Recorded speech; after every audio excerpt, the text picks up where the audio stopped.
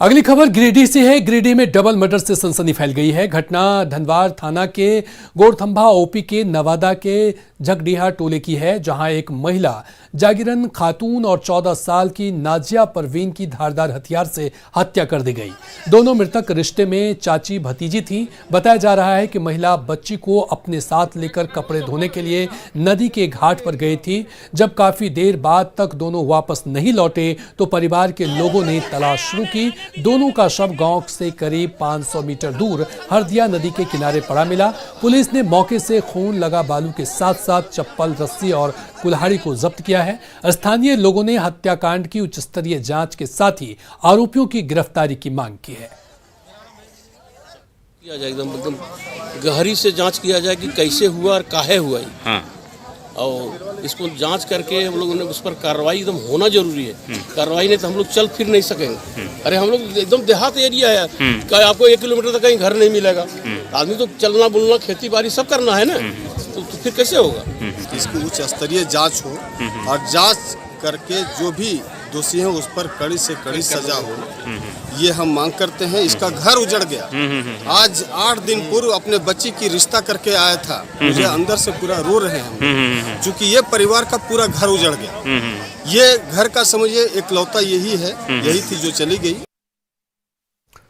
उधर गढ़वा के विशनपुरा में 2 फर्जी पत्रकार को पुलिस ने गिरफ्तार किया है। दोनों पत्रकार यूपी के चंदौली के रहने वाले हैं। पुलिस के अनुसार दोनों पत्रकार जनप्रतिनिधि को डराकर पैसा वसूलने की कोशिश कर रहे थे। तभी विशनपुरा बीडीओ ने उन्हें पकड़ लिया। बीडीओ की शिकायत पर पुलिस ने दोनों फर्जी पत्रकार को गिरफ्तार कर लिया है और उनसे पूछताछ कर रही है।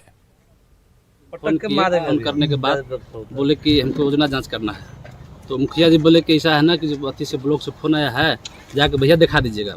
तो दिखाने के लिए ले गए।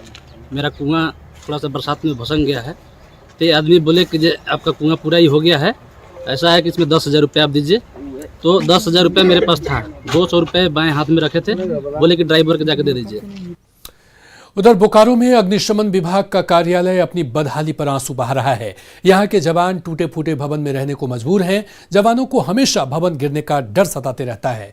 यहां के रहने वाले फायर विभाग के जवानों का कहना है कि वे लोगों को सुरक्षित करते हैं, लेकिन खुद असुरक्षित रहते हैं। बरसात के दिनों में यहां की स्थिति और ज्यादा खराब हो जाती है। तो सर हम लोग बहुत कठिनाई का जी रहे हैं। क्या परेशानी है? परेशानी है सर, यहाँ रहने का बिल्डिंग जर्जर है और बरसात में पानी चूता है। जहाँ बैरक है उसमें भी सर पानी चूता है। किसी तरह हम लोग मतलब रह रहे हैं। दरवाज़ा नहीं है, खिड़की दरवाज़ा नहीं है। तो पहले से ही बना हुआ इस सेल का है, इसी में फायर स्टेशन खुला हुआ है। तो अभी अपना ज़मीन कहीं एक्वायरमेंट नहीं हुआ है। जब तक अपना ज़मीन अगर अग्निशमन के नाम से नहीं होता है तब तक तो फंड देगा नहीं विभाग। नौकरी करना है तो रहना है। क्या स्थिति है बिल्डिंग की? स्थिति तो जर्जर है बिल्डिंग की। राज्य बनने के बाद कई भवनें बनी, लेकिन बोकारो फायर स्टेशन का तकदीर नहीं बदला।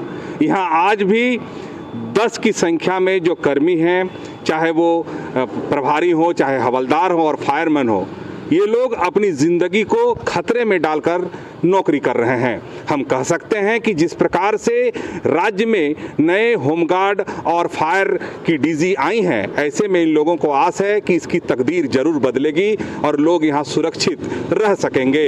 मृत्युंजय कुमार, न्यूज़ 18, बोकारो। उधर देवघर के लोहारी गांव में आजादी के 75 साल बाद भी एक सड़क का निर्माण नहीं हुआ है।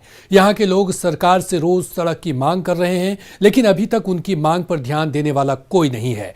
ग्रामीणों का कहना है कि उन्हें प्रधानमंत्री आवास मिला, लेकिन सड़क नहीं होने की वजह से आज तक बिल्डिंग के लिए मटेरियल नहीं पहुंच सका। देवघर का ये गांव मुख्यालय से महज 8 किलोमीटर की दूरी पर ही मौजूद है। सबसे पहला बात, हम लोग का घर गांव के बगल से दक्षिण साइड में नदी पड़ता है सर। वो हम लोग का जमाबंदी रोड था, वो ज़मीन था, वो बह गया ना। मेरा मुखिया का भी हम लोग बोले, वो कुछ नहीं सुनता है सर। 10 साल 11 साल मुखिया पंचायत राज खत्म हो गया सर, अभी तो कोई रोड नहीं मिला सर। हमारे गांव में किसी तरह का कोई कनेक्टिविटी नहीं है। यहाँ जो है उधर तो नदी है, रेलवे ब्रिज है, उसके कारण पॉसिबल नहीं है जाना। और इधर जो बचा हुआ है, इधर जो भी पॉसिबल रोड था वो रेलवे के द्वारा सारा बंद कर दिया गया है अभी। तो जो भी आवागमन का एकमात्र रास्ता था वो बंद हो गया। न शिक्षा का कोई व्यवस्था निकलने के लिए यहाँ से हो पाता है, न बाहरी कोई हम लोग को सुविधा प्राप्त होता है, जिस कारण से हर चीज़ से हम लोग वंचित रहते हैं। उधर वैक्सीनेशन की रफ्तार में तेजी लाने के लिए बीजेपी की तरफ से पहल की जा रही है। बीजेपी प्रदेश कार्यालय में बूस्टर डोज जन जागरण अभियान की शुरुआत हुई, जिसमें विधायक दल के नेता बाबूलाल मरांडी ने खुद बूस्टर डोज लिया। बीजेपी ने टीकाकरण अभियान को सफल बनाने के लिए अपने कार्यकर्ताओं से अपील की है। बीजेपी कार्यकर्ता स्थानीय स्तर पर जाकर लोगों को वैक्सीन के लिए जागरूक करेंगे। सब लोगों का दायित्व है, जिम्मेवारी है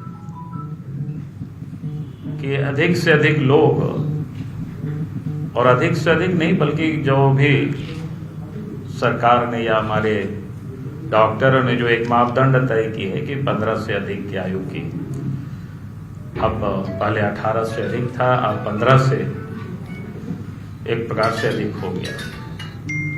तो ये जो भी पात्रता रखते हैं, जिनको डोज लेना है, वैक्सीन लेना है, तो हम सब लोग ये प्रयास करें निश्चित रूप से सबों का टीकाकरण हो जाए, कोई भी लोग छूटे नहीं। जैसे गांव घर में देखते हैं बहुत सारे टीकाकरण होता है ना सरकार की ओर से, या पोलियो का भी ड्रॉप होता है, तो हर माता पिता बिल्कुल जागरूक हैं, या फिर हमारे एनएम भी वहां जाती है, तो देखते हैं कि सभी बच्चों को लोग टीका करने में कोई संकोच नहीं करते। तो आज जिस प्रकार से कोरोना के टीका को लेकर के लोगों में तरह तरह की भ्रांतियां थी, तो वैसे ही पहले भी उस टीका को लेकर भी लोगों के अंदर में भ्रांतियां होती थी। खबर जमशेदपुर से है। जमशेदपुर में पुलिस ने मोबाइल चोर और छिनतई गिरोह का खुलासा किया है। पुलिस ने 4 गिरोह के 4 अपराधी और छिनतई गिरोह के 3 अपराधी को गिरफ्तार किया है। पुलिस ने उनकी निशानदेही पर 35 मोबाइल के साथ छिनतई के कई सामान भी बरामद किया है। साथ ही साथ 10 दिनों पहले शहर आए थे ये सभी, और मानगो के दाईगुट्टू के एक किराए के मकान में रह रहे थे। विगत 10 दिनों से वो चोरी कर रहा था, और जब पूछताछ किए तो बताया कि लोग करीब 50 के लगभग मोबाइल चोरी लोग किया है। तो हम लोगों ने पूछा कि कहाँ पर रह रहा, तो दाईगुट्टू में भाड़ा का घर लेके लोग रह रहा है, जिसमें इसका चौथा साथी भी वहाँ पर है। तो उसके घर पर भी हम लोग रेड किए। रेड करने के बाद इन लोग के निशानदेही पर कुल 35 मोबाइल की बरामदगी की गई है, और बाकी कुछ मोबाइल 10 से 15 मोबाइल वो लोग स्थानीय किसी न किसी को बेचने की बात बताया है। उधर रांची में अभी भी ठंड का कहर जारी है। हालात ये है कि लोग अपने घरों में दुबक गए हैं। ठंड में गरीब मजदूरों की परेशानी और बढ़ गई है। इस भीषण ठंड में वे सुबह निकलते हैं, लेकिन उन्हें काम नहीं मिल रहा। मौसम विभाग ने अगले 4 दिन तक तापमान में और गिरावट का अनुमान लगाया है। ज्यादा जानकारी दे रही है हमारी सहयोगी रूपाली त्रिपाठी। कोरोना के बाद ठंड दोनों से पूरा का पूरा रांची परेशान है। कोरोना का खौफ जहां कम होता दिख रहा है, वहीं ठंडी बढ़ती दिख रही है। लोग परेशान है, खासकर ये मजदूर जो काम को नहीं निकल पा रहे हैं। क्या नाम है? समर्पण के केटा। ठंड तो साफ साफ दिख रहा है, पूरा टोपी लगा कर है। ठंड परेशानी बन रही है क्योंकि कोरोना तो कम हो रहा है। ठंड कैसा लग रहा? ठंड तो बहुत ज्यादा है मैडम। काम में दिक्कत आ रहा है? हाँ, सब में दिक्कत आ रहा है। क्या नाम है? शिव मुंडा। ठंडा बहुत परेशानी आप लोग को अभी तक आप देख पा रहे कि काम आप लोग को नहीं मिला। मजदूर यहाँ पर खड़े रह गए हैं। ठंड कैसे इस बार ज्यादा रिकॉर्ड ब्रेक लग रहा है? ठंडा तो बहुत ज्यादा है, और आने जाने में भी दिक्कत हो रहा है, प्लस आदमी को काम के लिए भी दिक्कत हो रहा है, क्योंकि ठंडा में बहुत से आदमी काम नहीं करवाना चाहते हैं। हम देख सकते हैं यहाँ पर विजुअल के माध्यम से मैं दिखाऊंगी कि अलग अलग जिलों से मजदूर आए हुए हैं ताकि इनको रोजगार मिल पाए, इनका काम हो पाए, पर अब तक कोई भी रोजगार इनको नहीं मिल पाया और खाली हाथ वापस लौटना पड़ जाता है डेली का। क्या नाम है? नाम मुनारिक यादव है। ठंड है और ऊपर से बारिश भी हो रही है। रांची में इस बार रिकॉर्ड ब्रेक ठंडा हो रही है, बहुत ठंडा हो रहा है। ठंडा से काम भी नहीं मिल पा रहा है। आना जाना कैसे कर पाते हैं? पैदल आते जाते हैं। बताइए आप थोड़ा, ठंड इस बार परेशानी हुआ, पिछले साल में इतना नहीं था। बहुत परेशानी है। बता दूं कि 27 से लेकर 30 तक मौसम विभाग ने फिर से अलर्ट किया है। तापमान गिरता जाएगा, ठंड में और बढ़ोतरी होगी। कैमरा